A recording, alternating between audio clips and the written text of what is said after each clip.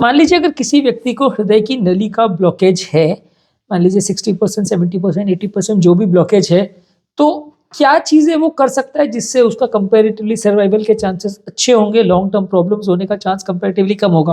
अब एक लाइन में तो इसको बोलना मुश्किल है। कई लोग पूछते हैं कि मैं क्या करूँ कि मैं ज़िंदगी भर जीऊँ, मेरे को आज 70% ब्लॉकेज है, मैं जीऊँगा कि नहीं?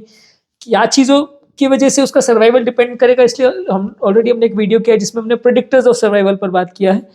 आज हम बात करेंगे कि वो क्या-क्या कर सकता है जिससे उसका सर्वाइवल के चांसेस बढ़ जाएँगे, ब्लॉकेजेस बार-बार होने का चांसेस कंपैरेटिवली कम हो जाएगा, दोबारा तकलीफ आने का चांस कंपैरेटिवली कम हो जाएगा। ब्लॉकेज प्रोग्रेशन पर एक ऑलरेडी हम सेपरेट वीडियो कर रहे हैं कि क्या-क्या चीज़ों करके पेशेंट अपने ब्लॉकेज का बढ़ने के चांसेस को कंपैरेटिवली कम कर सकता है। आज बात करेंगे सर्वाइवल किस चीज़ पर इम्प्रूव होगा, कौन-कौन से टिप्स और ट्रिक्स है जिसको पेशेंट फॉलो कर सकता है, जिससे उसका लॉन्ग टर्म सर्वाइवल के चांसेस बढ़ जाएँगे। ऑब्वियसली आप ये उम्मीद मत रखिए कि मेरे पास ऐसे कोई जादुई काढ़ा या मंत्र है जिसको मैं आपको एक घूँट पिलवा दूँगा और आपका फिर कभी ब्लॉकेज नहीं बढ़ेगा और आपको कभी हार्ट अटैक नहीं आएगा, कोई हार्ट फेलियर नहीं होगा, आप अमर हो जाओगे। तो ऐसा कोई जादुई दवाई नहीं है मेरे पास। जो चीज़ें प्रैक्टिकल है या जो चीज़ें आप कर सकते हो उस बारे में ही हम बात करेंगे। अगर किसी व्यक्ति को ब्लॉकेज है तो उसका सर्वाइवल कई चीज़ों पर डिपेंड करता है। ब्लॉकेज कितना है, कौन सी नली में है, कितना परसेंटेज है।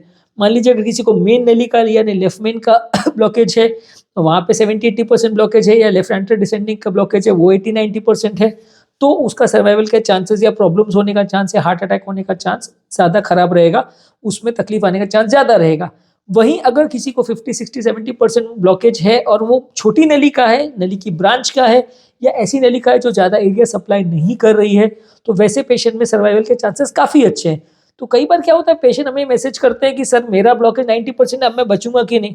अब 90% कौन सी नली में है वो नली किस एरिया को सप्लाई कर रही है, वो एरिया जो सप्लाई कर रही है वो वायबल भी है कि नहीं, वो एरिया में कंपेरेटिवली कितने बार ऑलरेडी अटैक आ चुका है, ये फैक्टर्स भी कई बार डिसाइड करते हैं कि पेशेंट का सर्वाइवल का चांस कितना होगा।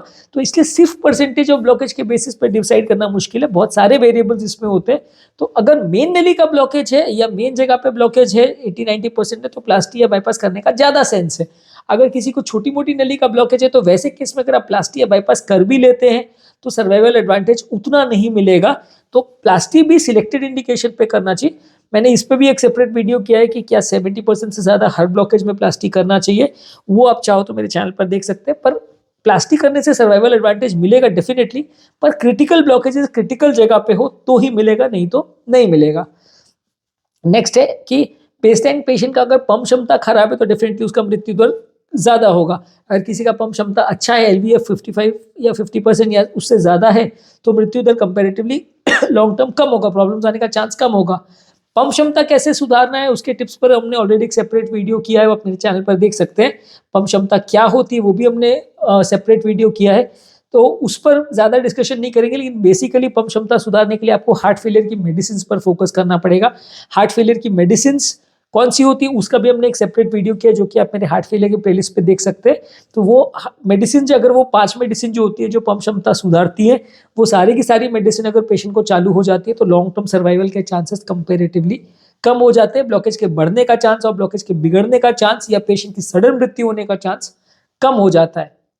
नेक्स्ट है कि मान लीजिए किसी को ब्लॉकेज के साथ अगर धबकारे का भी प्रॉब्लम है, रिदम रिलेटेड प्रॉब्लम है, उनको बार बार मिस स्पीड्स आ रहे हैं, बार बार पैल्पिटेशन हो रहा है, धड़कन का प्रॉब्लम हो रहा है, तो वैसे केस में उनको गति को कंट्रोल करने के लिए high dose beta blockers, anti arrhythmic medicine जैसे कि एमियोड्रोन, और अगर बहुत ज़्यादा फिर भी रिदम का प्रॉब्लम है और पेशेंट को खासकर अगर अनकॉन्शियसनेस की हिस्ट्री है, बेहोशी की हिस्ट्री है, साथ में अगर पंप क्षमता भी कम है, डॉक्यूमेंटेड वेंट्रिकुलर टैकीकार्डिया वगैरह है, तो वैसे पेशेंट को AICD डिवाइस की जरूरत पड़ सकती है। इससे भी मृत्यु दर कम होता है। AICD डिवाइस क्या है, CRT डिवाइस क्या है, ये ऑलरेडी मैंने सेपरेट वीडियो की है जो कि आप मेरे चैनल पर देख सकते हैं। इसके अलावा अगर किसी व्यक्ति को कोई वाल्व का प्रॉब्लम साथ में है, मान लीजिए 60, 70, 80% ब्लॉकेज है, साथ में अगर वाल्व का प्रॉब्लम है, तो उसको भी हार्ट फेलियर वाली जो मेडिसिन आती है उसी से मैनेज करना है। अगर बहुत ज़्यादा वाल्व का प्रॉब्लम है, वाल्व का लीकेज सीवियर कैटेगरी में है, वाल्व का लीकेज 3 कैटेगरी में होता है, माइल्ड, मॉडरेट, सीवियर, थोड़ा, उससे ज़्यादा, सबसे ज़्यादा। तो जिनका सीवियर कैटेगरी में है और दवा से मैनेज नहीं हो पा रहा है, तो वहाँ पे आपको वाल्व सर्जरी का जरूरत पड़ सकता है। रूटीन केसेस में वाल्व सर्जरी नहीं करते हैं क्योंकि रूटीन सर्जरी में रिस्क बहुत ज़्यादा होता है, इसलिए जब पेशेंट को वाल्व का प्रॉब्लम बहुत ज़्यादा हो तो ही सर्जरी के लिए भेजने का मतलब है। हर पेशेंट को सर्जरी में भेजने में रिस्क बहुत ज़्यादा होगा, फायदा कुछ खास नहीं होगा। पेशेंट को अगर साथ में कंडक्शन का प्रॉब्लम है, कंडक्शन अबनॉर्मलिटीज है, पेशेंट का अगर हार्ट रेट बहुत ज़्यादा कम है, तो वैसे पेशेंट को पेसमेकर का ज़रूरत पड़ सकता है। अब थेरेपी पर आते हैं। थेरेपी में बेसिकली देखिए मेडिसिन का ब्लॉकेजेस वाले पेशेंट में बहुत ज़्यादा रोल है। आपको खून पतला करने की दवा, कोलेस्ट्रॉल की दवा, ये रेगुलर बेसिस पे लेना है। साथ में अगर हार्ट फेलियर है तो उसकी मेडिसिन लेनी है, साथ में अगर बीपी शुगर कोलेस्ट्रॉल है तो उसकी मेडिसिन लेनी है, कोई किडनी का प्रॉब्लम है तो उसकी मेडिसिन लेनी है। ये सारी ही मेडिसिन आपको अग्रेसिवली फॉलो करनी है और प्रॉपरली फॉलो करनी है। कई पेशेंट्स का ऐसा होता है कि वो एक दिन दवा ले रहे हैं, एक दिन नहीं ले रहे हैं, 4 दिन खाया 5 दिन बंद कर दिया, या किसी दिन 2 दवा भूल गए 4 खा लिया। अगर आप प्रॉपर कंप्लायंस के साथ मेडिसिन फॉलो नहीं करेंगे तो ये सारी दवाओं का जो एक्शन का कर्व है वो बार बार ऊपर नीचे जाएगा, कभी ज़्यादा असर करेगी, कभी कम करेगी, कभी बिल्कुल नहीं करेगी। तो ये कर्व ऊपर नीचे बार बार फ्लक्चुएट करता रहेगा, पेशेंट को प्रॉब्लम होने का चांस बढ़ जाएगा। तो अगर आपको अच्छा सर्वाइवल चाहिए तो मेडिसिन प्रॉपर कार्डियोलॉजिस्ट के साथ डिस्कस करके दिखवाइए और उसको फिर प्रॉपर फॉलो करिए। अगर आप मेडिसिन को फॉलो नहीं कर रहे हैं तो प्रॉब्लम्स होने का चांस बढ़ जाता है। मेडिसिन देखिए, दुनिया में ऐसी कोई भी पैथी में कोई भी मेडिसिन नहीं है जिसके जीरो साइड इफेक्ट्स होते हैं। हर मेडिसिन का थोड़ा बहुत साइड इफेक्ट होता है।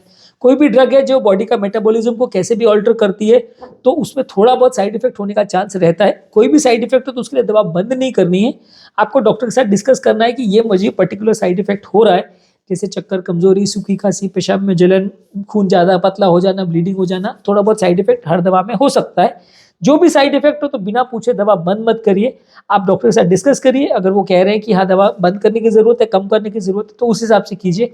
एक्सपेरिमेंट्स मत करिए अपनी दवाओं के साथ। दूसरा मैं एक चीज़ और रिकमेंड करूंगा कि क्रॉस पैथीज मत करिए। कंपेरेटिवली ऑब्वियसली लोग क्रिटिसाइज करेंगे कि मैं एलोपैथिशियन हूँ तो मैं एलोपैथी को ज़्यादा प्रमोट करता हूँ, लेकिन कंपेरेटिवली कार्डियक फील्ड में एलोपैथी मेडिसिन में बहुत ज़्यादा अच्छी मेडिसिन अवेलेबल है, बहुत अच्छे रिजल्ट्स हैं। और हार्ट की फील्ड में हम ऑलमोस्ट 80-90% लोगों को अच्छे गारंटेड रिजल्ट्स दे सकते हैं। तो इसके लिए इसमें एटलीस्ट आई वुड रिकमेंड कि एलोपैथी के साथ स्टिक करें तो ज़्यादा अच्छा है। मल्टीपल पैथीज के साथ एक्सपेरिमेंट मत कीजिए। आयुर्वेदिक और होम्योपैथिक प्रोडक्ट्स जो है स्किन की डिजीजेज, कुछ एलर्जिक डिजीजेज और बहुत सारी चीज़ों में अच्छी हैं कुछ पेट वगैरह की प्रॉब्लम्स में भी अच्छी है, पर हार्ट के में उतनी ज़्यादा मेडिसिन अवेलेबल नहीं है जो कि आपको गारंटेड रिजल्ट दे सके।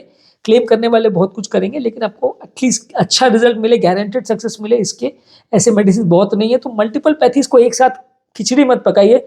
उसमें क्या है कि दवाओं का अगर आपस में रिएक्शन हुआ तो सडनली प्रॉब्लम होने का चांस बढ़ जाता है। नेक्स्ट है कि आपका सर्वाइवल इस बात पे भी डिपेंड करता है कि आप डॉक्टर के साथ फॉलोअप कैसे कर रहे हैं।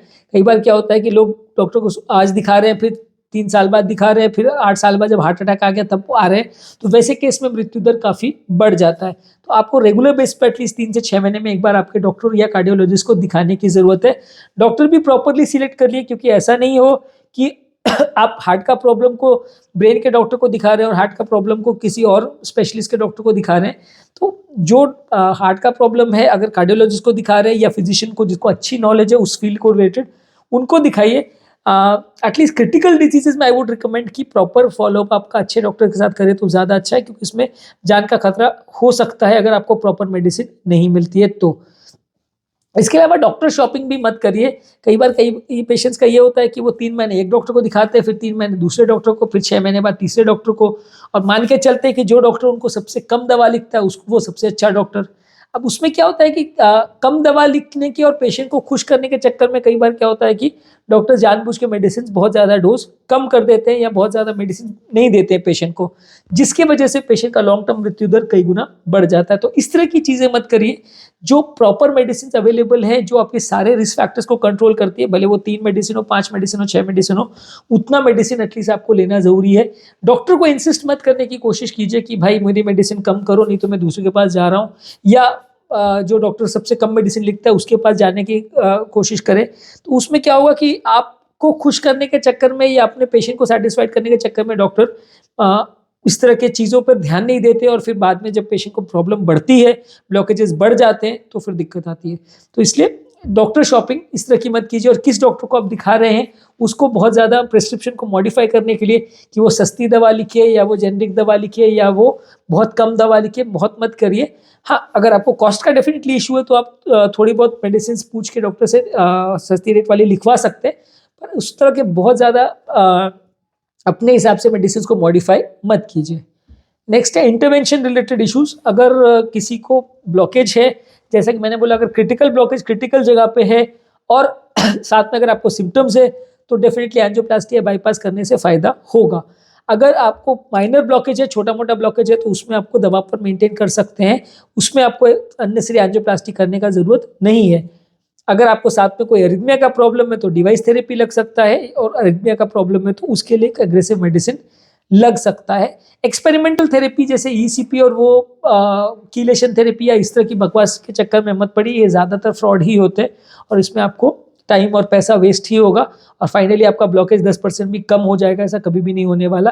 कोलैटरल्स और ये सब के बारे में हमने ऑलरेडी वीडियो किया है, ईसीपी पे ऑलरेडी वीडियो किया है, जो कि सारे आप मेरे चैनल पर देख सकते हैं। लाइफस्टाइल के बारे में बात करेंगे। अगर किसी का पेशेंट का प्रॉब्लम है, हार्ट का ब्लॉकेजेस का प्रॉब्लम है, तो डाइट पर प्रॉपर ध्यान दीजिए। हार्ट पेशेंट का कैसा डाइट होता है, वो मेरे चैनल पे बहुत सारे डाइट की वीडियोस है, वो आप चाहे तो देख सकते हैं, वो फॉलो कीजिए। प्रॉपर लेस कोलेस्ट्रॉल वाली तेल, घी, नमक, शुगर, नॉनवेज, ये सब चीज़ों को रिस्ट्रिक्ट करके प्रॉपर डाइट फॉलो कीजिए, तो आपको लॉन्ग टर्म प्रॉब्लम्स होने का चांस कम रहेगा।